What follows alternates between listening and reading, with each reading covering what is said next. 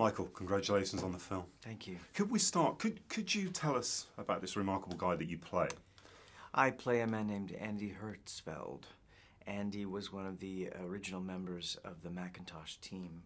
He worked on the operating system and the software that was used, among other things, in that original machine. And he's he is an icon within Silicon Valley, and many people think of him as, a rock star in his own right. He's a delightful man, and we got to meet him, and I got to spend some great time with him during the time of the making of the film. And he's precocious and open-hearted and a truth teller and a really loving, wonderful guy. What's that like when you meet the guy that you're going to play? Is that a good thing, or is it slightly was he slightly wary? What was his attitude? All of those things. Right.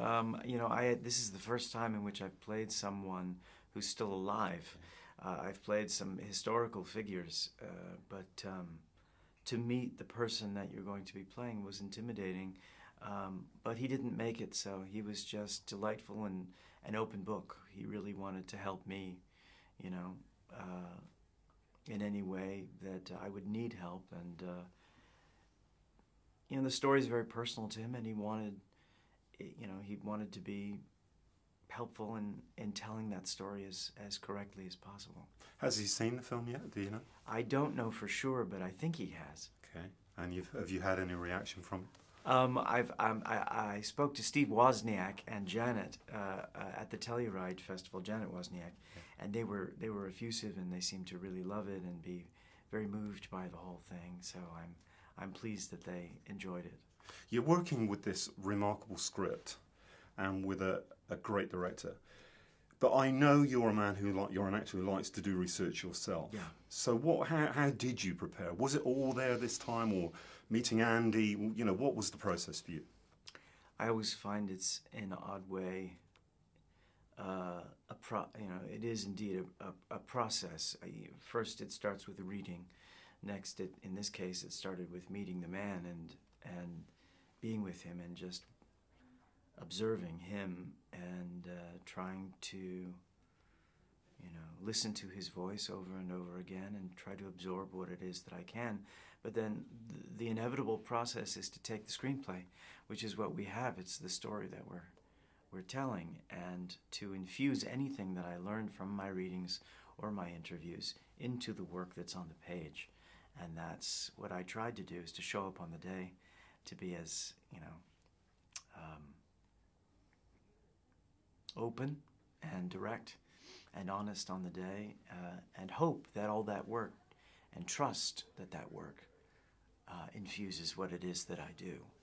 So, Michael, put these guys into context. What do you think history will make of them in maybe 50 years' time?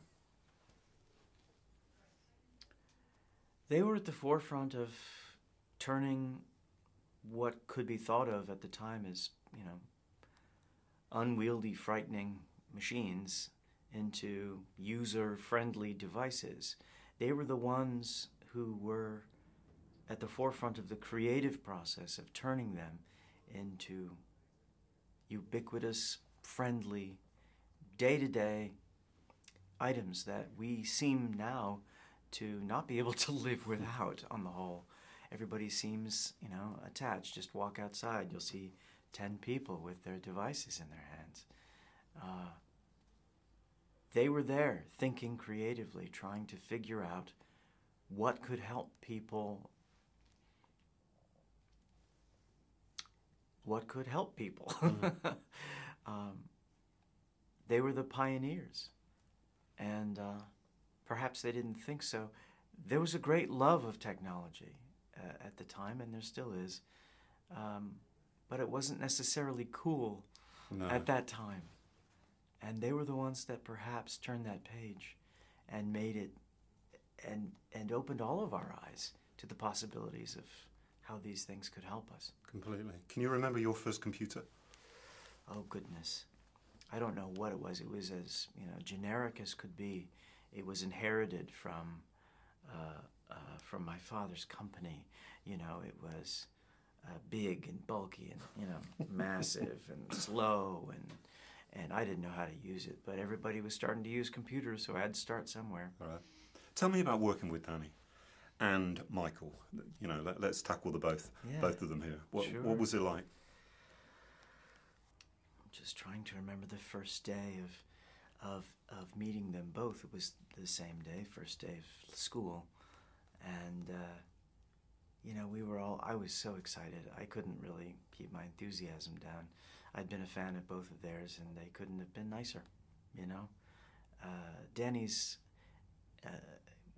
effortlessly impresario-like, you know. He seems to be able to spin, you know, 1,000,000 plates at one time with such generosity and delight. And Michael was, you know, stalwart and the eye of the hurricane throughout. I was hugely impressed with how he was able to take anything that was thrown at him and seem to be balancing it all effortlessly, you know. I thought they were both interested in the work, as was I, and it made the rehearsal room thrilling to be a part of, because we all wanted it to be alive, and Michael in particular was really after trying to get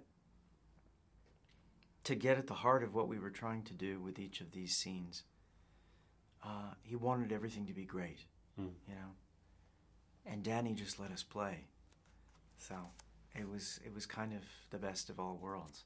Was that rehearsal period important for a film like this? You know, it's unlike any other project I've ever worked on, and probably any other that I will, in that we got to rehearse for such a long time before each of the 3 portions of the story.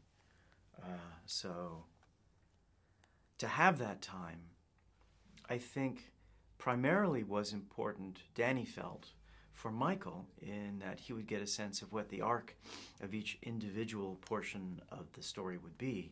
And, you know, if we had to shoot it out of sequence, which most likely we were going to have to do, he would remember from our rehearsal process where he got 40 minutes into the piece emotionally, and be able to perhaps recall that from our rehearsal process. Because that's one thing that we don't necessarily get, is a sense of the culmination of the build-up to where all the energy leads to. And this is a piece full of energy and full of progression and full of rapid-fire dialogue. I think it was very helpful. It made us all really want to do it as a play, actually, you know, to get a sense of what the whole evening would have been like. Yeah. Thrilling. Thank you very much indeed. Pleasure.